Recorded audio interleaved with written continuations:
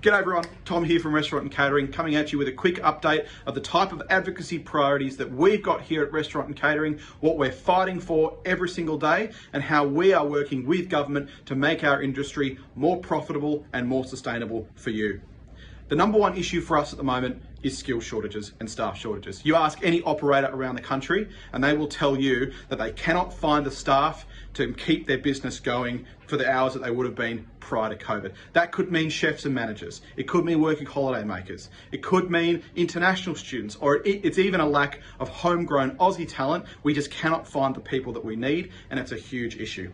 R&CA has been taking the fight up to the federal government, and in the budget last month, we got two huge wins. That first win was the 408 pandemic recovery visa. That means that any visa worker in Australia can stay in Australia for an extra 12 months while working in the hospitality sector. So that's for our working holiday makers. We also managed to get the cap of hours that international students usually have that stops them working any more than 20 hours a week removed for the time being. So that means that international students can work as many hours as they'd like during the week. That is a huge help for our sector. And we are continuing to work with the federal government and fighting for chefs and managers to be pushed up the priority list to ensure that when our international borders reopen, that those chefs and managers are front of the queue to come back and fill those skills shortages in our businesses. Finally, we're also working directly with the federal government as a partner to get young Australians trained, trialled and hired in our hospitality businesses to help fill those skills shortages.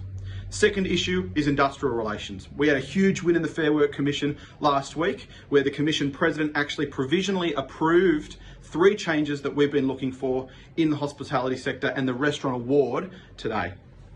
Those 3 changes are going to make it easier for you to hire senior staff. It's going to make it easier for you to classify your employees, and it's going to make it easier for you to make sure that you're compliant with the myriad of different allowances that exist under the award.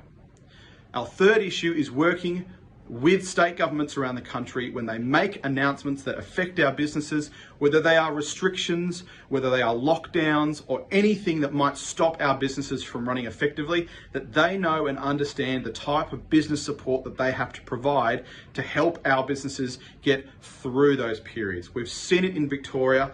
Governments can announce lockdowns at the snap of a finger, and that can mean millions, hundreds of millions of dollars in lost revenue for our sector, not just for restaurants and cafes, but also for our catering businesses when it comes to events that have sometimes been scheduled 6 months in advance. So we are working with every state and territory government that when these restrictions occur, that there is a suitable package of support for businesses who are affected by those lockdowns.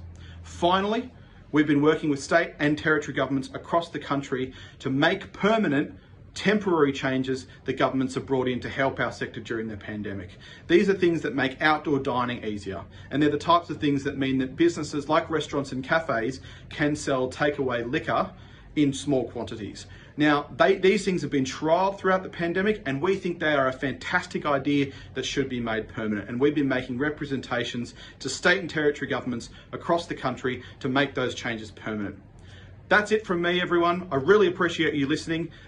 There's more information in the description below where you and your business can sign up to become a member of Restaurant and Catering Australia today. You can join our fight, whether it's on IR, you can join our fight for better skills and better workers in Australia, and you can join our fight to make sure that state governments across the country are delivering what they need for our industry. Links in the description below. Catch you next time. Thanks, everyone.